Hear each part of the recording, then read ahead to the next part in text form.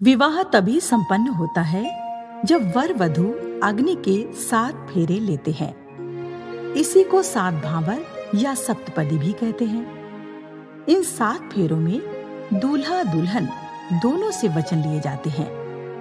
यही 7 फेरे पति पत्नी के रिश्तों को 7 जन्मों तक बांधते हैं। पति पत्नी जीवन भर साथ निभाने का वायदा करते हैं। विवाह की स्थिरता का स्तंभ हैं ये 7 फेरे। विवाह के समय कन्या वर के वाम अंग में बैठने से पूर्व 7 वचन लेती है, जैसे तीर्थ यात्रा पर साथ लेकर जाना, व्रत उपवास धर्म कार्य के समय वाम अंग में स्थान देना, अपने माता पिता के सम्मान के साथ मेरे माता पिता को भी सम्मान देना, जीवन की तीनों अवस्थाओं में मेरा पालन पोषण करना, परिवार की सारी आवश्यकताओं की पूर्ति का दायित्व अपने कंधों पर लेना, घर के कार्यों, विवाह आदि लेन देन या अन्य किसी कार्य के लिए खर्च करते समय मंत्रणा लेना, सखी सहेलियों के बीच मेरा अपमान न करना, दुर्व्यसन से दूर रहना, अपने से बड़ी स्त्रियों को माता के समान, समतुल्य को बहन के समान व छोटी को बेटी के समान मानना, अर्थात पति पत्नी के संबंधों के मध्य अन्य किसी का भागीदार न होना।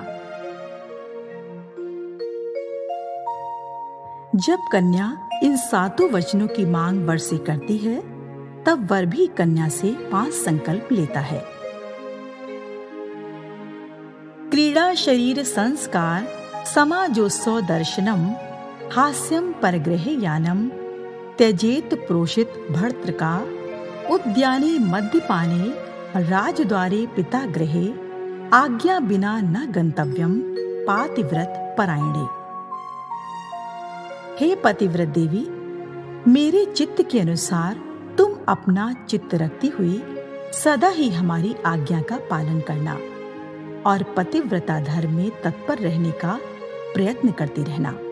साथ ही शरीर का श्रृंगार करके समाज में किसी उत्सव में दूसरे के घर मेरी अनुपस्थिति में कभी मत जाना तथा पर पुरुषों के साथ हास परिहास नहीं करना।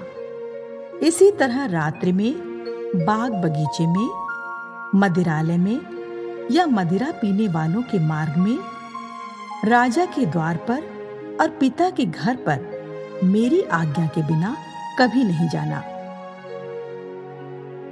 अगर तुम इन 5 वचनों को निभाने का वचन देती हो तो मुझे भी तुम्हारे 7 वचन स्वीकार हैं।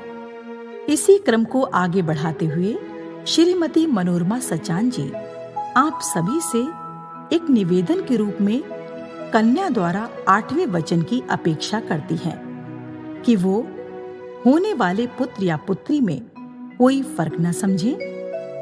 अगर मैं बेटी पैदा करूं तो मेरा सम्मान कम न हो, बेटी की भी शिक्षा दीक्षा उसी तरह से हो जिस तरह से बेटे की। आप समझ ही गए होंगे हम बात कर रहे हैं भावर गीत की। तो आइए आनंद लेते हैं भावर गीत का।